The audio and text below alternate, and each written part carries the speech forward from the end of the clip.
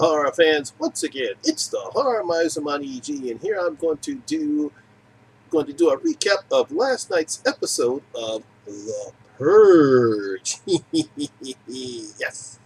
Now, as I always will say with any of my recaps, there will be spoilers from last night's episode. So if you did not see last night's episode, please do not watch the rest of the video. Go watch last night's episode on video on demand. You can view it anywhere. You can actually view it on USA on demand as well. Or you can stream it whenever you can find the streaming services for USA. Watch the episode, then come back here and watch this recap. Alright? You've been warned. Here we go. Now, last night's episode, we got a new player that was introduced to last night's episode at the beginning of the show. There's this masked guy. He's armed to the teeth. He's actually making sandwiches. He's ready to purge.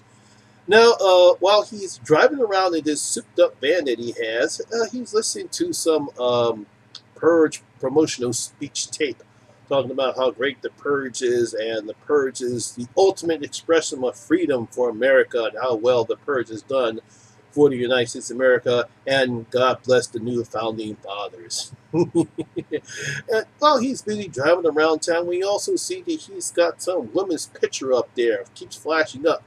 He's looking for her, but we don't know what the reason is. But I'm pretty sure as the episodes come along, we will find out his backstory and what's his purpose, and will he enter or tangle with any of the other characters on Purge Night. Now, the most intriguing character we get a flashback on last night is Jane the executive. Yes, good old Jane, still trying to work her butt off for this investment firm. Yeah, she gets hired by this investment firm, played by William Baldwin's character, David Riker. And immediately we see that he's not really interested in her skills. He's only interested in getting her pants or her dress, as he admires her body. And as we see throughout the flashbacks, doesn't matter how hard or how well Jane works, unless she sleeps with him, she's not going to impress him anything other than just another woman he wants to get in bed with. It's even evident when we see another girl named Anya throughout the flashbacks, who he hugs very, very closely. And then when they get ready to go to this Christmas party, he tells Jane to stay and work and invites Anya to the party, and she's pissed off. And of course, we actually see her hiring the assassin. This woman, I think her name is Burka, who is an assassin, and she plots to finally kill David. They have this nice conversation where she's just completely fed up. No matter how hard she works, no matter how hard she tries, she doesn't feel unappreciative, and she's pissed off to high hell that she has no other choice but to exercise her right to purge and hire the assassin to kill David. Now, Jane actually has a nice conversation with one of her colleagues, Allison. Allison's busy musically snooping around her desk because everyone wants to know who's going to get the VP position David is promoting, and she got passed up for. And they have this nice conversation where Jane asks Allison about a date that she had, and she winds up finding out that while on the date, the guy stood her up, told her he was going to the bathroom, and just left her. And she got mad about it. She says, you know what? If I really want to get even with him, I might want to purge him. And they had this nice conversation about, well, don't you have a purge list? I said, now that's an interesting question. Now, suppose the purge was actually real in the day's world, and even though we probably would not participate, suppose we actually had a list of people that pissed us off, and this one time we create this purge list and say, I don't like them, I don't like him, I don't like him, I don't like her, I don't like him. And you just create a list up, and you know what? I wouldn't actually mind getting rid of them.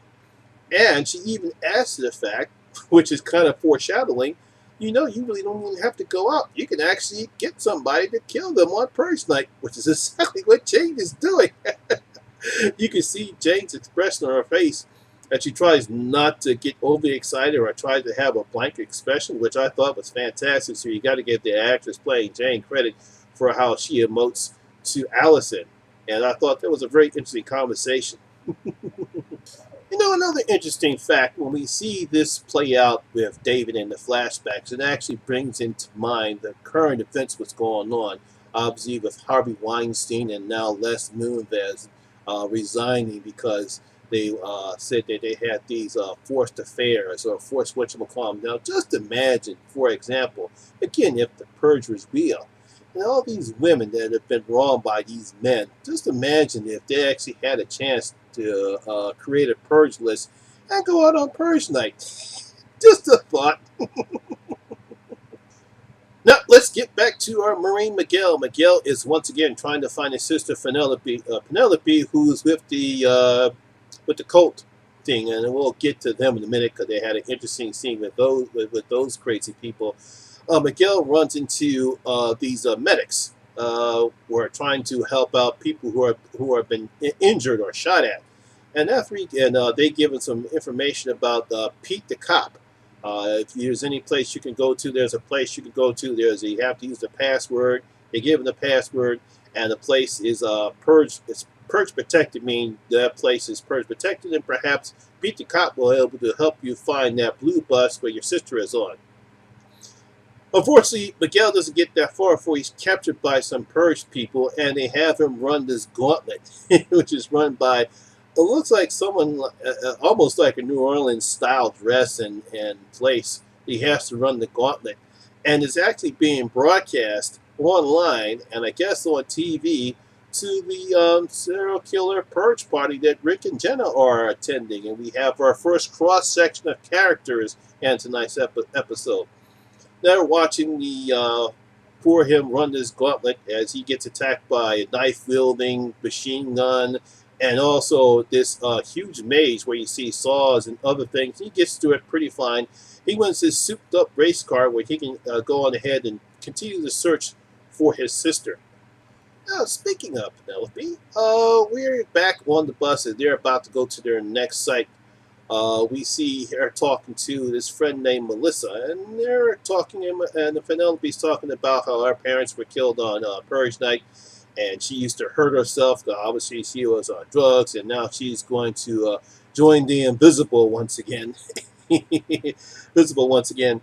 And, she's going to meet her parents, and they're all going to be lovey-dovey wherever this fantasy world or just utopia that the cult leader has them thinking.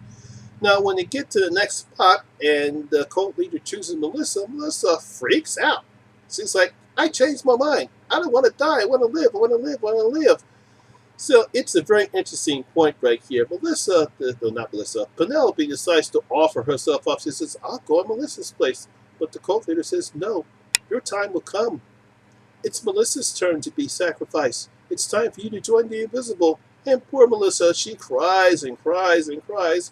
But unfortunately, it's too late. And unfortunately, she gets beat to death off screen by these two purge dudes wearing president's masks. And everyone's kind of shocked and a little bit deflated. And the church, so you can see that she's anguished about that she's lost control. Are they getting second thoughts? Pretty interesting. We'll have to see if Melissa's willing to sacrifice herself for the greater good and join the Invisible. And of course, we got my favorite couple, Rick and Jenna. They're still at the party while Rick is trying to wait until Mr. Stanton comes to talk about investing in